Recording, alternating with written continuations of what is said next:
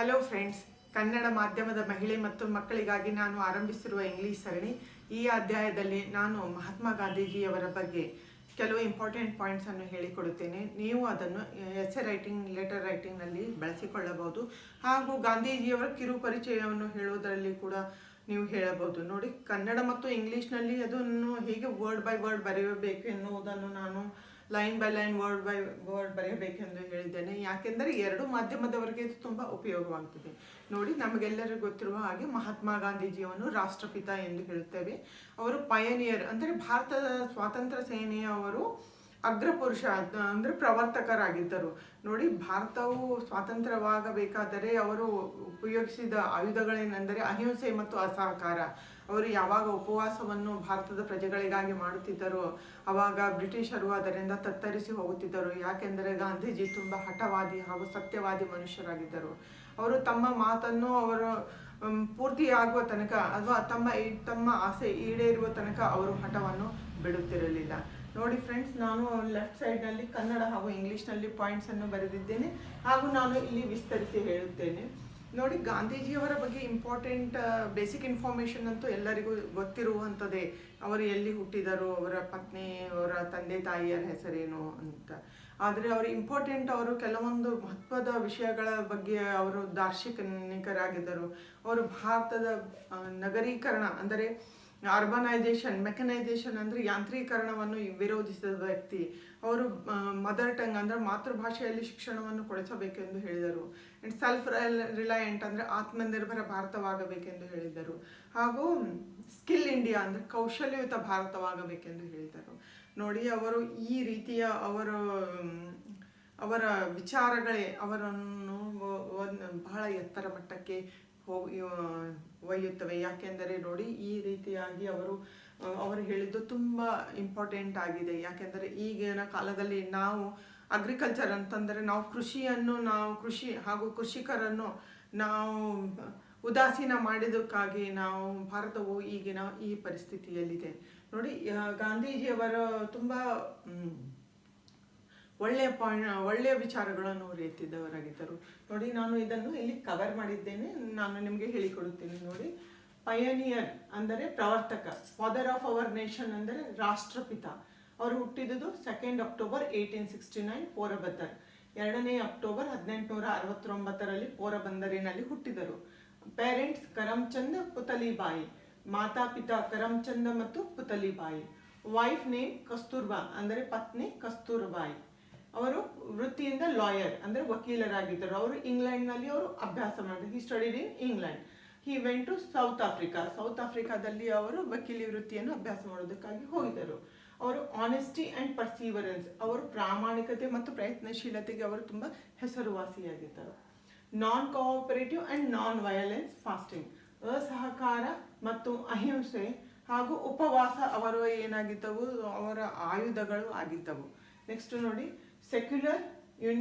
Secular ಅಂದರೆ ಧರ್ಮ ನಿರಪೇಕ್ಷ. Unity in diversity ಅಂದರೆ ಅನೇಕತೆಯಲ್ಲಿ ಏಕತೆ. ಡೆಮೋಕ್ರಸಿ ಅಂದರೆ ಪ್ರಜಾಪ್ರಭುತ್ವ.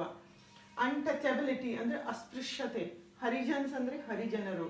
ಎಜುಕೇಶನ್ ಇನ್ ಮದರ್ ಟಂಗ್ ಅಂದರೆ ಮಾತೃಭಾಷೆಯಲ್ಲಿ ವಿದ್ಯಾಭ್ಯಾಸ.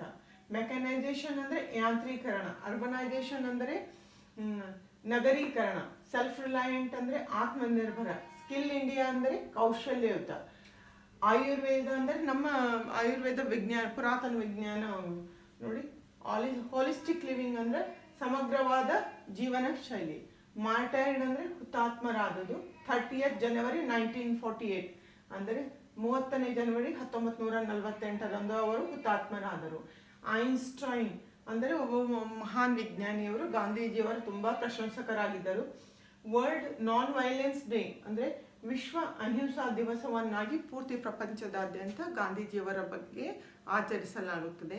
ನಾನು ಈಗ ನಿಮಗೆ ಇದನ್ನು ಓದಿ ಕನ್ನಡ ಹಾಗೂ ಇಂಗ್ಲಿಷ್ನಲ್ಲಿ ಓದಿ ಹೇಳುತ್ತೇನೆ. ನೋಡಿ, Mahatma Gandhi was the pioneer of India's freedom struggle. He was born on 2 October 1869 at Porabandar in Gujarat. Karamchand Gandhi and Putali Bai were his parents. Kasturba was his wife. ನೋಡಿ, ಮಹಾತ್ಮ ಗಾಂಧೀಜಿಯವರು ಭಾರತದ ಸ್ವಾತಂತ್ರ್ಯ ಸಂಗ್ರಾಮದ ಪ್ರವರ್ತಕರಾಗಿದ್ದರು. ಅವರು ಅಕ್ಟೋಬರ್ 2, 1869ರಲ್ಲಿ ಗುಜರಾತಿನ ಪೋರಬಂದರಿನಲ್ಲಿ ಹುಟ್ಟಿದರು. ಕರಮಚಂದ ಗಾಂಧಿ ಪುತಲಿಬಾಯಿ ಅವರ ಪೋಷಕರಾಗಿದ್ದರು. ಕಸ್ತೂರ್ಬಾ ಅವರ ಪತ್ನಿಯಾಗಿದ್ದರು. Mahatma Gandhi studied law in England. ನೋಡಿ, ಅವರು ಲಾ ಅನ್ನು ಇಂಗ್ಲೆಂಡ್ನಲ್ಲಿ ಓದಿದರು. He went to South Africa to work as a lawyer. ಅವರು ಸೌತ್ ಆಫ್ರಿಕಾಗೆ ಅವರು ವಕೀಲಿ ವೃತ್ತಿಯನ್ನು ಮಾಡಲು ಹೋದರು. In South Africa the spark of India's freedom revolution was ignited with in him. ಅಂದರೆ ಅವರಲ್ಲಿ ಭಾರತ ಸ್ವಾತಂತ್ರ್ಯ ಸಂಗ್ರಾಮದ ಕಿಡಿಯು ಸೌತ್ ಆಫ್ರಿಕಾದಲ್ಲಿ, ದಕ್ಷಿಣ ಆಫ್ರಿಕಾದಲ್ಲಿ ಹೊತ್ತಿಕೊಂಡಿತು.